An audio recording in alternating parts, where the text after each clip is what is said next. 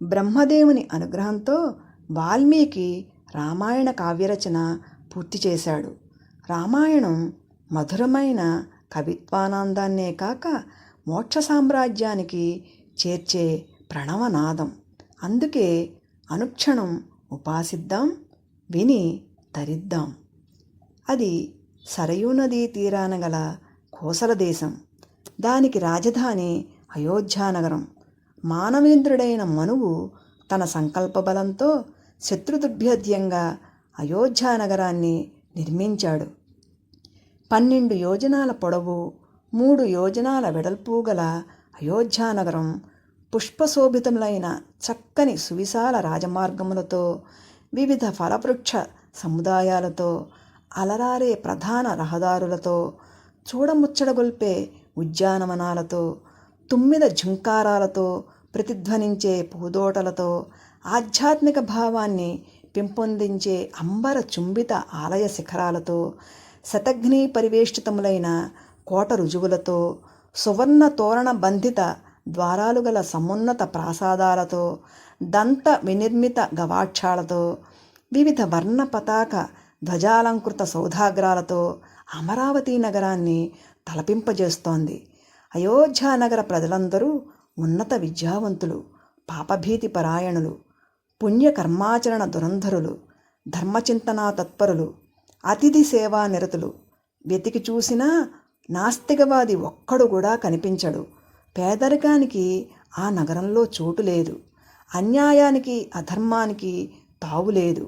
అయోధ్య ప్రజలందరూ వర్ణాశ్రమ ధర్మాలను ఆచారాలను పాటిస్తూ సర్వసుఖభోగాలతో ఆనందమయ జీవితాన్ని అనుభవిస్తున్నారు. ఆ కోసల దేశానికి చక్రవర్తి ఇక్ష్వాకు వంశోద్భవుడైన దశరథుడు. కౌసల్య, సుమిత్ర, కైకేయిలు ఆయన ధర్మపత్నులు.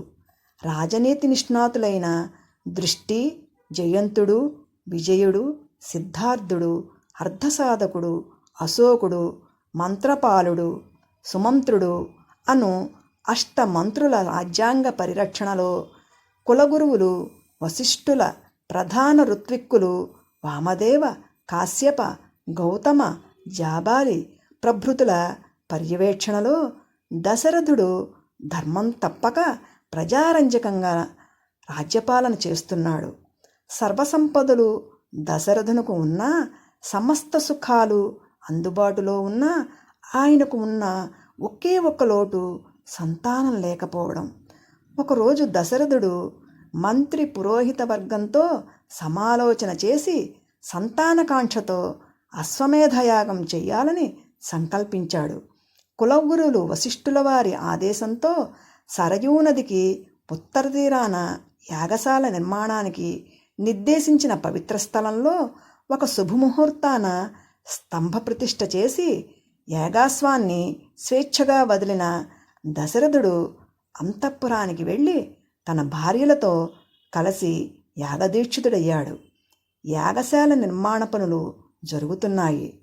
ఒకరోజు దశరథుడు ఏకాంతంగా ఉన్న సమయంలో మంత్రి సుమంత్రుడు ఆయన దగ్గరకు వచ్చి, మహారాజా, తమరు పుత్రకాంక్షతో ఋష్యశృంగ మహర్షి వైదిక పర్యవేక్షణలో అశ్వమేధయాగం చేసి సంతానాన్ని పొందుతారని చాలా కాలం క్రితం సనత్కుమార మహర్షి ఋషిగణానికి చెప్పిన విషయం గుర్తుకు వస్తోంది.